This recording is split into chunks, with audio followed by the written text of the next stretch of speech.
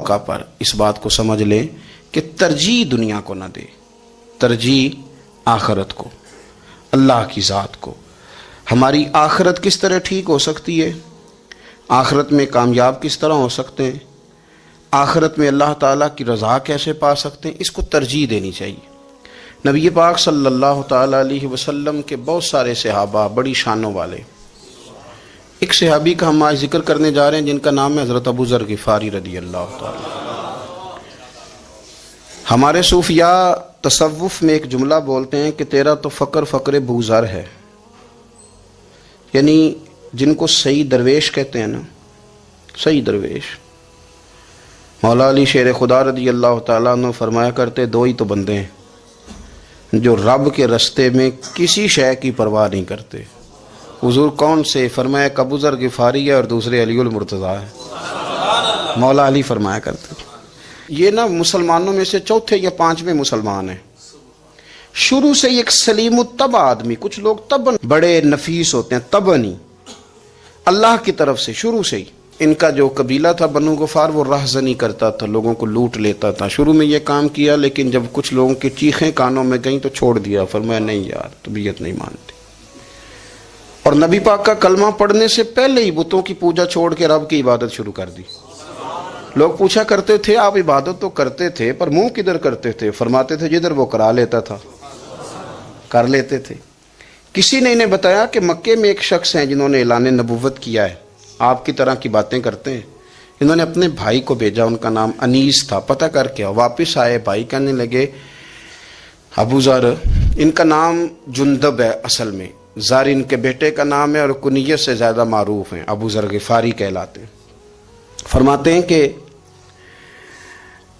بھائی نے آ کے بتایا کہ وہ نیکی کا حکم دیتے ہیں، برے کاموں سے منع کرتے ہیں، صلہ رحمی کا پیغام دیتے ہیں، لیکن لوگ سارے مخالف ہیں۔ یہ چیز بھی بڑی کاؤنٹ ہوتی ہے، اسے نہ کاؤنٹ کیا کریں۔ لوگوں کی ترجیحات بدلتی ہیں، صبح کچھ، دوپہر کچھ، شام کچھ، اسے نہ کاؤنٹ کریں۔ انہوں نے اس بات کو کاؤنٹ کر کے بتایا کہ لوگ ان کے جو ہیں نا وہ مخالف ہیں سارے۔ تو حضرت ابو ذر غفاری کہنے لگے مجھے تسلی نہیں ہوئی، میں خود جا کے پتہ کروں گا۔ کہتے ہیں مکہ شریف آیا تو کسی ایسے آدمی سے پوچھ بیٹھا، میں تو کچھ اور سمجھا تھا، وہ کچھ اور نکلا۔ مکے والوں نے بڑا مارا۔ مکے پہنچ کے پہلی جو چیز ملی وہ مار کھانے کی تھی۔ اب میں ڈرتے کسی سے پوچھتا ہی نہ، بھوک بھی بڑی تھی، رہنے کو جگہ نہیں تھی، حرم شریف میں لیٹا رہتا تھا۔ میرے نصیب دیکھو، مجھے ایک شخص نے نہ آ کے ہلایا، کہنے لگے اگر مناسب سمجھیں تو میں آپ کو دیکھ رہا ہوں کافی دیر سے، آپ کوئی پردیسی ہیں، آپ کا اپنا مہمان نہ بنا لوں؟ تو میں نے کہا آپ کا کیا نام ہے؟ کہنے لگے میرا نام ہے علی ابن ابی طالب۔ کہتے ہیں مولا کائنات گھر لے گئے، کھانا بھی کھلایا، جگہ بھی دی سونے کو، خدمت بھی کی، لیکن چونکہ میں تو پہلے ایک سے پوچھ کے مار کھا بیٹھا تھا، میں نے پوچھا نہیں میں کدھر آیا ہوں۔ رات رہے، اگلی رات بھی رہے، لیکن میں نے بتایا نہیں میں کس کام آیا ہوں۔ حضرت ابو ذر غفاری رضی اللہ تعالیٰ عنہ کہتے ہیں خود ہی مولا علی نے پوچھا بتا سکتے ہو کیسے آئے ہو؟ میں نے کہا رات رکھ لو گے؟ فرمایا بڑا کشادہ سینہ دیا رب نے مجھے، تو بات تو کر۔ کہنے لگے یار میں تو محمد مصطفیٰ کی زیارت کرنے آیا صلی اللہ تعالی علیہ وسلم۔ یہ بے نیاز لوگوں میں سے ہیں حضرت سیدنا ابو ذر غفاری۔ میں حضور کی زیارت کے لیے، حضرت علی کہنے لگے سویرے لے چلوں گا۔ انسان بزدل نہیں ہوتا، ہر انسان بزدل نہیں ہوتا، اور بلا وجہ ٹکراؤ کی پالیسی بنا لینا یہ بھی سیانے لوگوں کا کام نہیں۔ حکمت کے تقاضوں کے مطابق چلنا یہ بھی دلیر لوگوں کا ہی کام ہوتا ہے۔ حضرت مولا علی کہنے لگے صبح لے کے چلوں گا پر حالات ٹھیک نہیں، شرارتی لوگ ہر جگہ ہوتے ہیں، اگر کوئی شرارتیوں کا ٹولہ ملا نا جو کھڑا ہوگا جاسوسی کرنے کے لیے کہ حضور کی طرف کون کون جا رہا ہے، تو میں نیچے جھکوں گا جوتے کا تسمہ ٹھیک کرنے کے لیے، لیکن آپ نے نہیں کھڑے ہونا، آپ نے چلتے رہنا ہے تاکہ کسی کو شک نہ ہو۔ کہتے ہیں اس ترتیب سے حضرت علی مجھے لے کے گئے، میں حضور کی بارگاہ میں پہنچا۔ مولا علی کہتے ہیں بڑے بڑے لوگ سوال کرتے تھے پر یہ شروع سے سلیم الطبع تھے، مجھے کہہ لینے دینا، جنہوں نے ماننا ہوتا ہے وہ لمبے سوال کرتے ہی نہیں۔ مان جو لیا تو لمبے سوالوں کی ضرورت ہی کوئی نہیں۔ کہتے ہیں لوگ بڑے بڑے سوال کرتے تھے پر ابو ذر نے 2-3 باتیں پوچھیں اور آگے جا کے کہنے لگے حضور ہاتھ بڑھائیں مجھے کلمہ پڑھائیں۔ نبی پاک صلی اللہ علیہ وسلم نے کلمہ پڑھایا، فرمایا باہر جا کے نا ابھی ذکر کرنا کہ تم مسلمان ہو گیا، یہ ماریں گے۔ عرض کی حضور انہیں مارنے دے، میں آیا بھی مار کھا نہیں ہوں، انہیں مارنے دے نا۔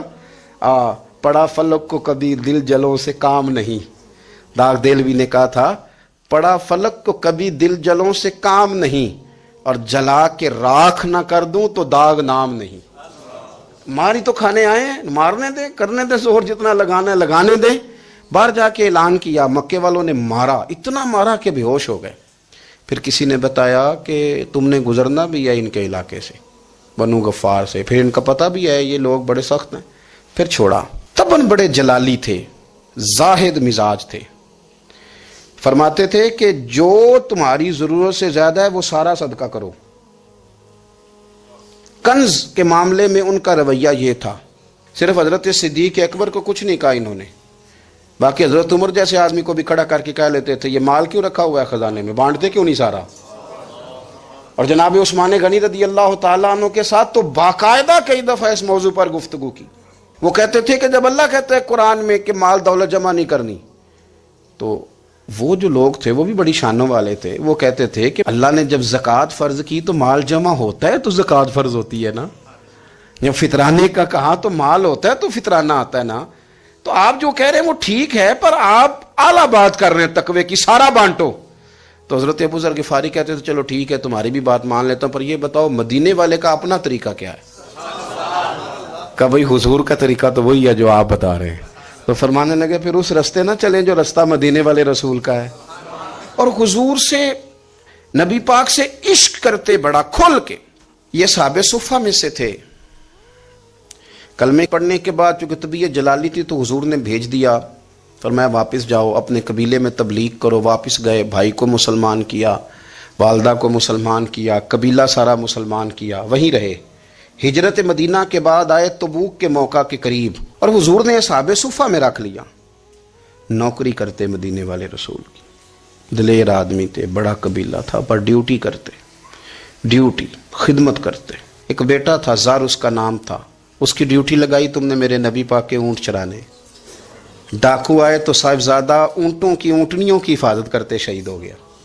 اور یہ انوکھا بندہ ہے جس نے شرط لگائی تھی کہ میں نے کالی سیاہ رنگ کی عورت سے شادی کرنی، انوکھا بندہ ہے۔ ایک بیٹی تھی، ایک بیٹا، بیٹا شہید ہو گیا، بیوی سے کہا تم نے نبی پاک کے گھر میں خدمت کرنی ہے، حضور کے گھر والوں، اور میں نبی پاک کی نوکری کروں گا۔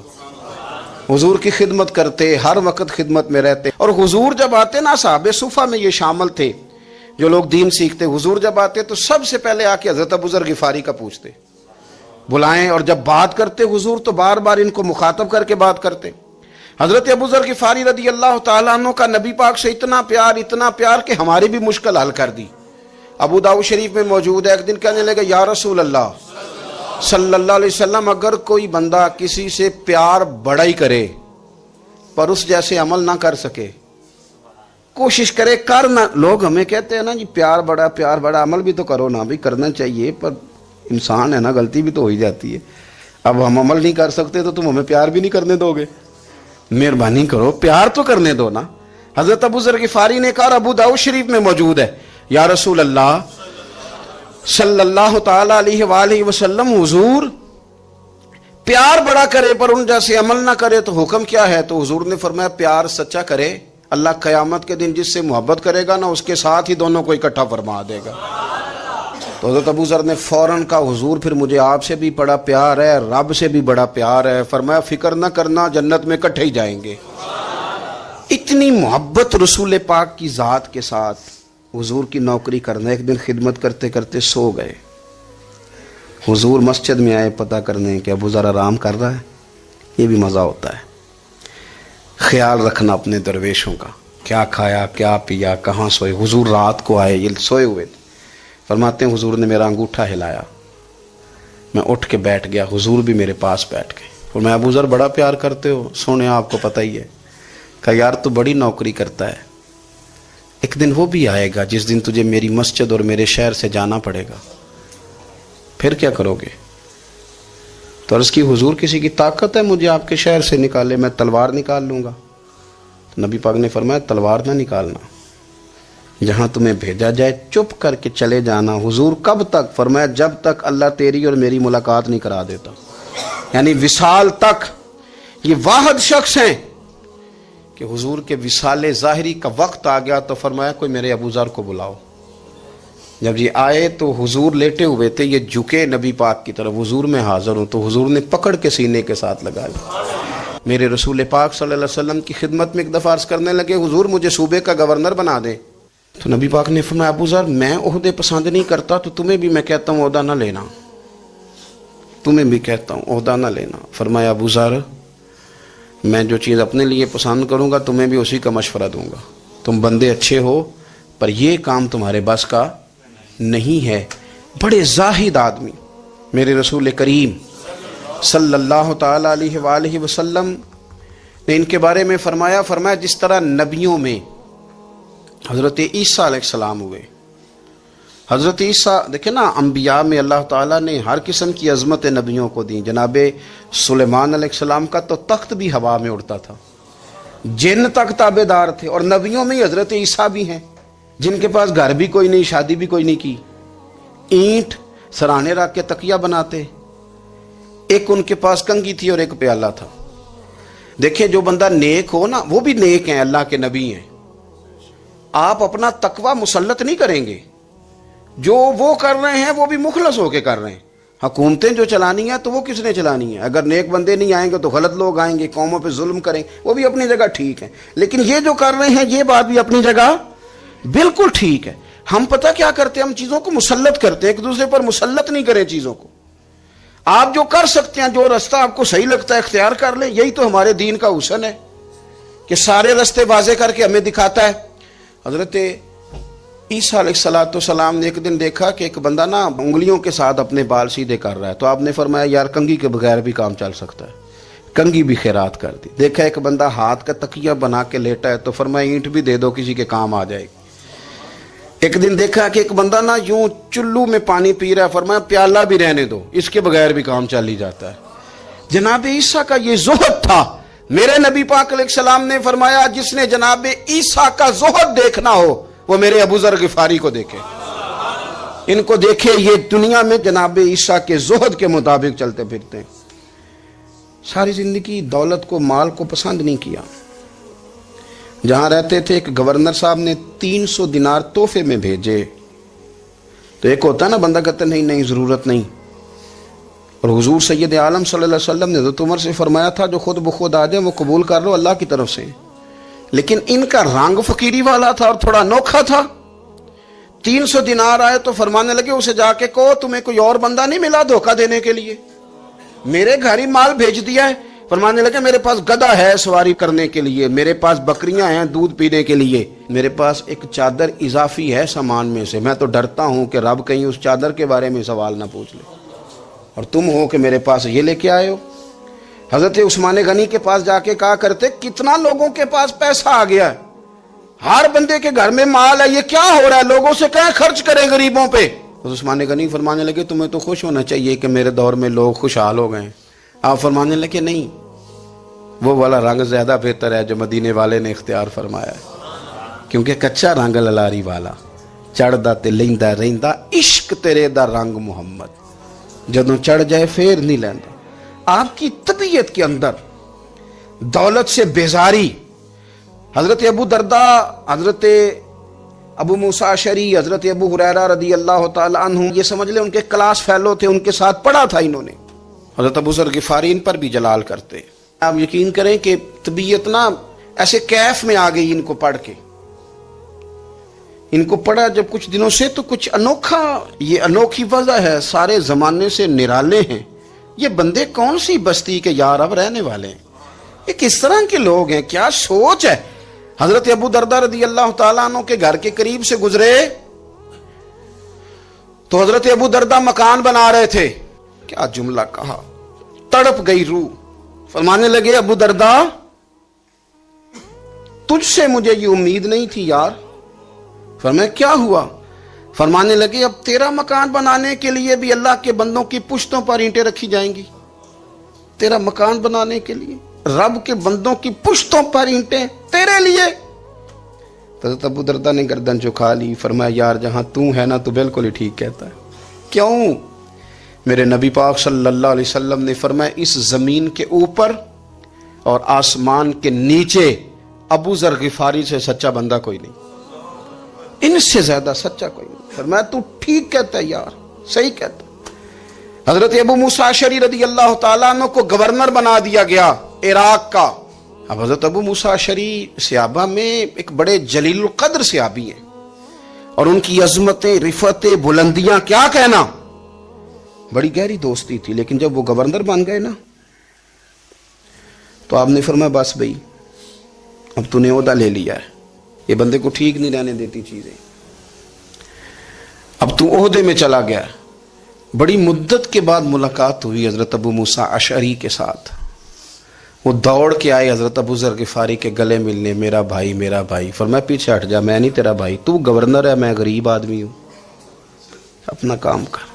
پھر دوڑ کے آئے، فرمایا ابو ذر تو میرا بھائی ہے یار، اکٹھے پڑھتے تھے حضور۔ فرمایا نہیں جا، تو نہیں میرا۔ پھر آئے، جانتے تھے نا یہ سچا بندہ ہے، یہ سچا بندہ ہے، یہ تقریروں والا نہیں، صرف وعظوں والا نہیں، اس کے اندر بھی بڑی سچائیاں ہیں۔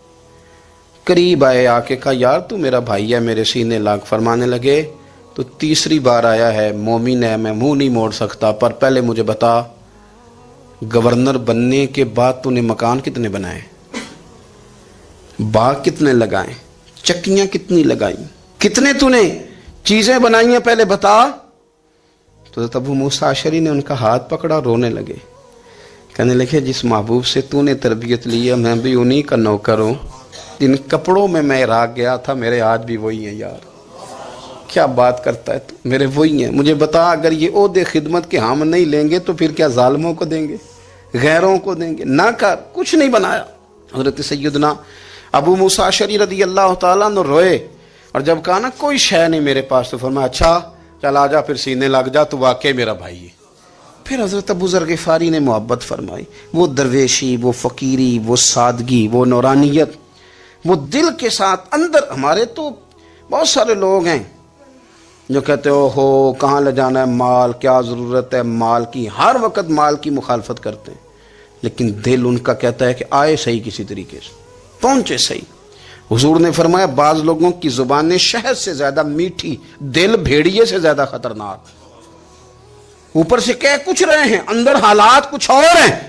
لیکن حضرت ابو ذر غفاری رضی اللہ تعالیٰ عنہ دوری دولت سے، آپ فرماتے کیوں ہے لوگوں کے پاس مال، کس لیے اتنا مال جمع کیا ہے؟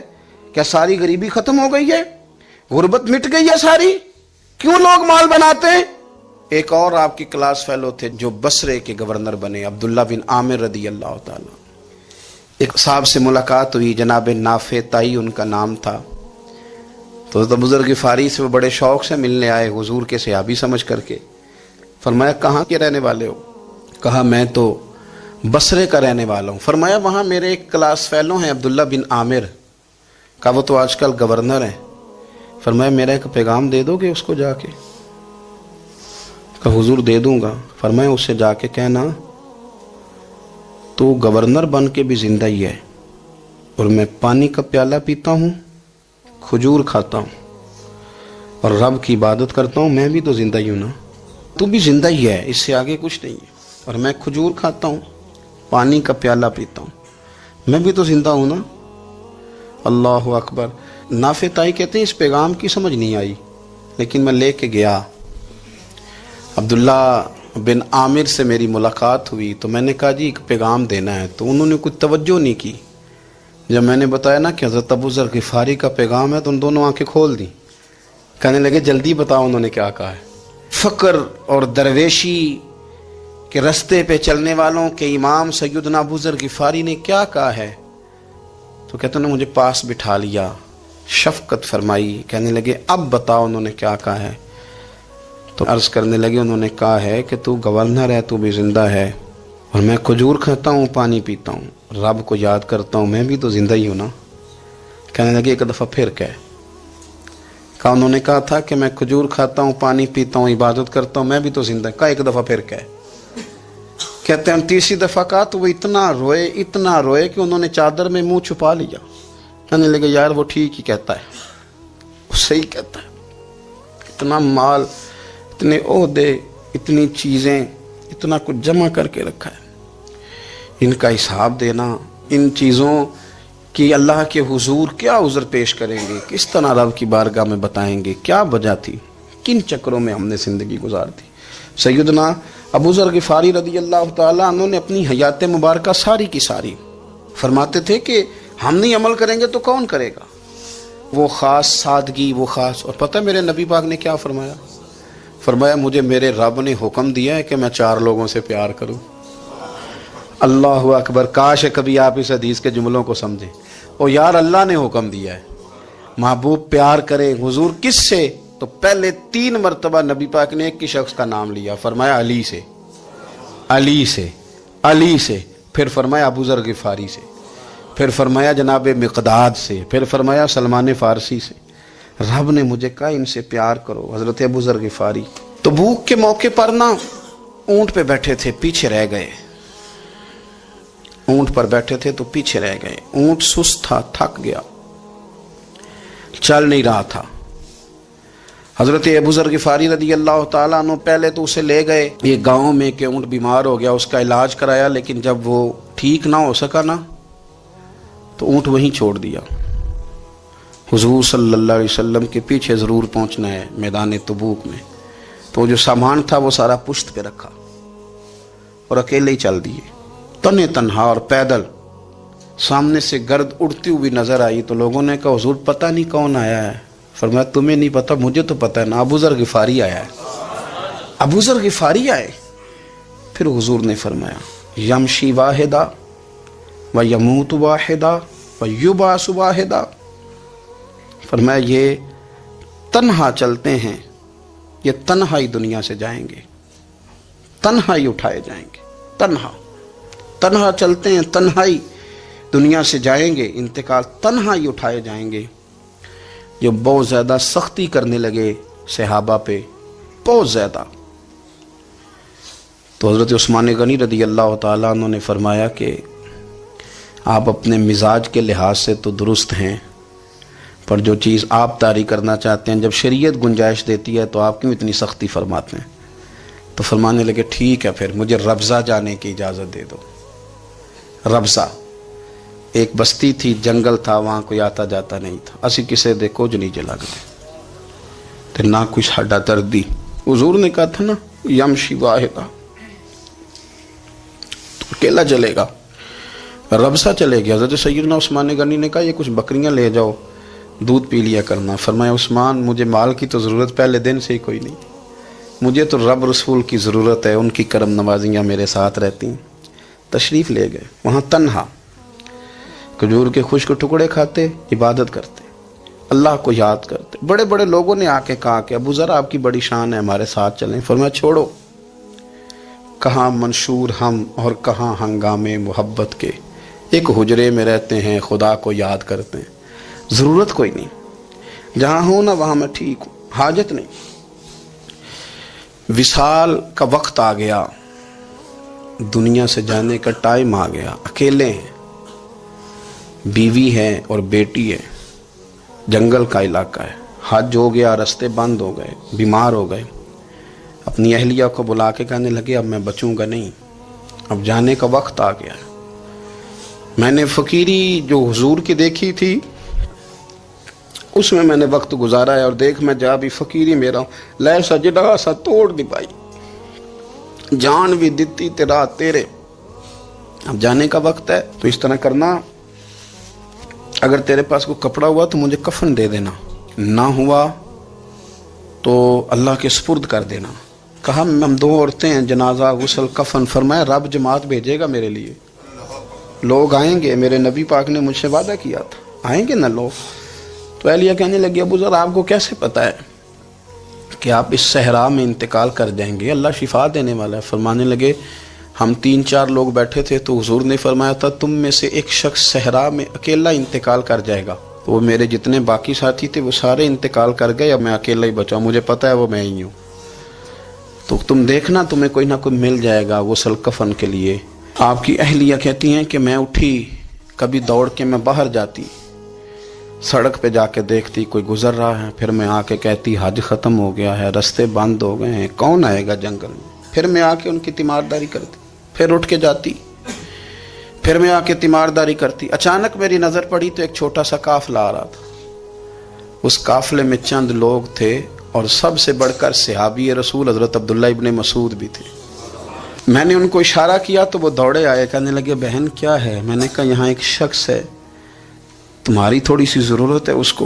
तो अब्दुल्ला इब्न मसूद कहने लगे कौन है बीबी। कहते हैं मैंने कहा कि वो अबू ज़र गिफ़ारी हैं। कहते तड़प के रोए अब्दुल्ला इब्न मसूद, तड़प के।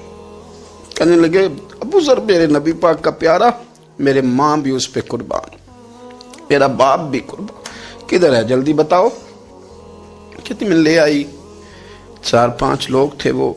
तो सैयदना अबू ज़र गिफ़ारी कहने लगे अब्दुल्ला मेरा विसाल हो जाएगा, लेकिन याद रखना मेरी बीवी के पास कफन के लिए कपड़ा मौजूद नहीं। वो लहो सजना सा तोड़ ही नहीं पाई, जान भी दिती ते रात तेरे, कफन के लिए कपड़ा नहीं है। लेकिन तुम में से ना वो बंदा कोई कपड़ा ना दे जो कभी किसी सरकारी ओहदे पे रहा हो, वो बंदा मेरे कफन के लिए कपड़ा ना दे, किसी सरकारी ओहदे पे रहा हो। एक अंसारी जवान कहने लगा अबू ज़र मैं कभी किसी ओहदे पे नहीं रहा, अगर आप मेरी चादर कबूल कर लें कफन के लिए तो मैं ठीक है।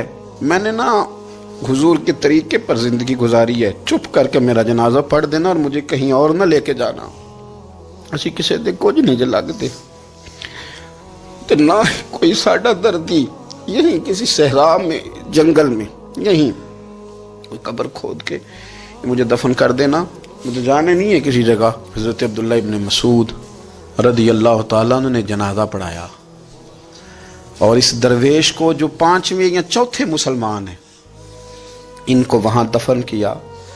जब खबर पहुंची ना मदीने तो सबसे ज़्यादा आंसू मौला अली ने बहाए, सबसे ज़्यादा हज़रत अली ने। लोगों ने कहा इतना क्यों रोते हो। फरमाया 2 ही तो बंदे थे जो अल्लाह के रास्ते में किसी की परवाह नहीं करते थे, अब एक ही रह गया है। कहा हुजूर क्या मतलब। फरमाया 2 ही थे, एक अबू ज़र और एक अली, अब अकेला अली तो रह गया, वो छोड़ के चले गए। हज़रत सैयदना अबू ज़र गिफ़ारी